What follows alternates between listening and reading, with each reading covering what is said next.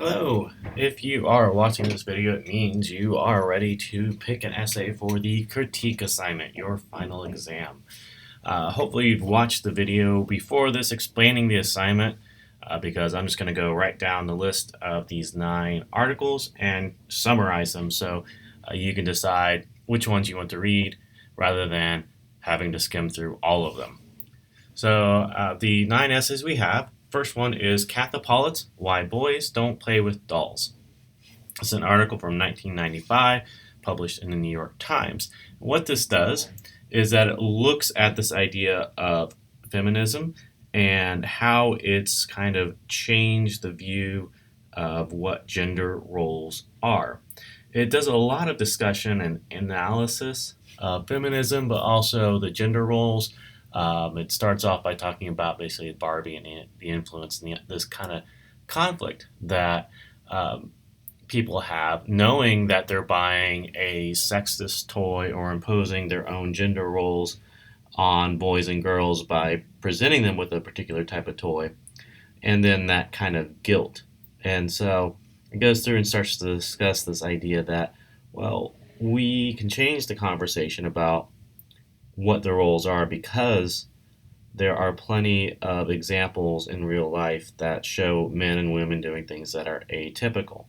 And so this essay's from 1995. It's about, almost 25 years old. So you'd be able to look at this and analyze kind of this view of whether or not Paulette is on the right idea. What is she trying to do? Is she trying to impose her thoughts on somebody, or is she just really telling things like they are? So it'd be an interesting article to look at. There are other essays in that reading list that I showed in the first video that you could use to work along with this. The next essay, Dylan Matthews, Maybe College Isn't Right for Everyone, but it's probably right for you. It's from the Washington Post. This is kind of a follow-up to the Should Everyone Go to College essay, which you read by Owen and Sawhill. It references Owen and Sawhill and kind of elaborates a little bit more about it. So it looks at not just return on investment, but other things that are going on. So you could actually use Owen and Sawhill's article as one of your 2 additional sources. So that's a good one to look at. Mike Rose's Blue Collar Brilliance is a long article. Mike Rose is a longtime educator. He's written a lot of things about education, particularly higher education. This essay discusses multiple intelligences or diverse intelligences and talks about the idea that colleges and education professionals often overlook these different intelligence in favor of a few specific academic intelligences, memorizing and things like that. What Rose does, he looks at personal experiences. He looks at his mom's work in a diner and says that the work she does there, memorizing orders, interacting with people, things like that, is a specific type of intelligence. He talks about construction workers and the things that they do, the complicated tasks they do, is a form of intelligence that is not often appreciated in the education community. So be interesting to look at. Jenna Wortham, How I Learned to Love Snapchat. She writes a lot about technology. This is from 2016. Snapchat was still fairly new, but in this article she argues that as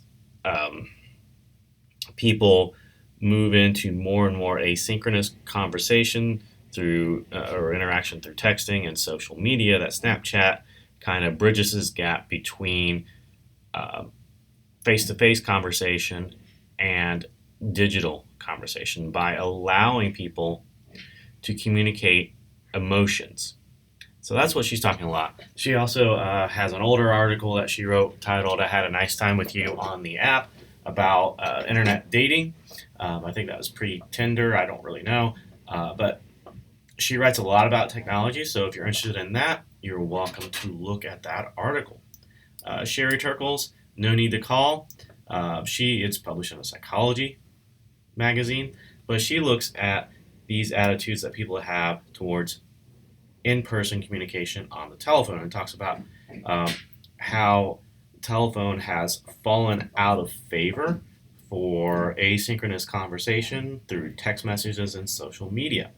So it's a very interesting article. You could actually work these two, Wortham and Turkle's articles together. You pick one of them and refer to the other one as a way to have supporting details. And that's the way this assignment is designed, why I selected these essays to make it a little easier on you. Anne Marie Slaughter's Why Women Still Can't Have It All. She writes in The Atlantic. It's a lengthy article about her experiences and the experience that other women have in the workforce, that women are working 40, 50 hours a week in demanding jobs, but finding that they're having to deal with this mom guilt, essentially, that, when they're at work, they're worrying about being a good mom. When they're at home with their kids or their spouse, they're worrying about work. And so they're being pulled in two different directions. And it's this idea of what, society has kind of elevated what women can do and expects them to do it all, but then has all these various standards that are imposed on them. And I'm sorry, there's construction going on outside my office. The other essay, Richard Dormant, is in direct response to Why Women Still Can't Have It All, obviously because of the title. So it's an Esquire, so think about that.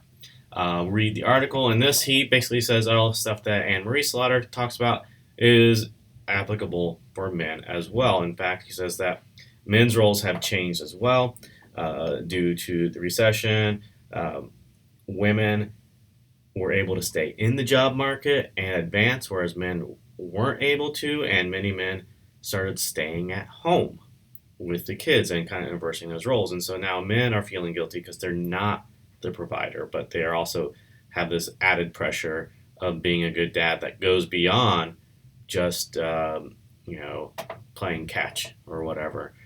So we can look at that. So these two essays, you can work with each other as well. Radley Balka's What You Eat Is Your Business is published by the Cato Institute. You'll want to look at the Cato Institute and find out who they are and what they stand for to help you understand what this article is trying to do. What You Eat Is Your Business is a kind of direct response to, I'm getting an email, a direct response to government intervention in dietary concerns, the things that we've read about, actually. So whether it's, school lunch reform, that's one of his big targets, dietary guidelines, discussions about obesity and healthy eating. Balco basically says the government should stay out of it, that it's not really the government's role to enforce people to eat healthily, despite other articles' arguments that, it might be within our best interest for everybody to be more conscientious of what they eat, because it does affect our health, healthcare costs. So it's a very interesting article. It is the shortest one, but don't think just because it's short that it's easy to critique. And the last one is Charles Murray's Are Too Many People Going to College? In this article, Murray basically looks at the idea that, college should be an elite institution, that not everybody needs college for the work they're doing. In fact, that many people aren't even working in fields that they went to school for, so why even go? He talks about the idea that the bachelor's degree, the four-year degree, has become this default simply by way of everybody having them. So it was just kind of, employers decided they could require a bachelor's degree because it would get a higher level of candidates, even though it wouldn't be needed in that position. He also argues that colleges are accepting students who are not academically ready, not smart enough, basically, and he compares SAT scores. So it's an interesting article. Charles Murray has been around for a long time, and he's fairly controversial, so you want to look at him as well. You could also look at that, contrast it even with Dylan Matthews or the Owen and Sawhill. So all these articles work together in some way with something that we have discussed. So I hope this helps you understand a basic idea of what you want to look at. Pick a few and skim them, and then read them again. I hope this helps. Thank you.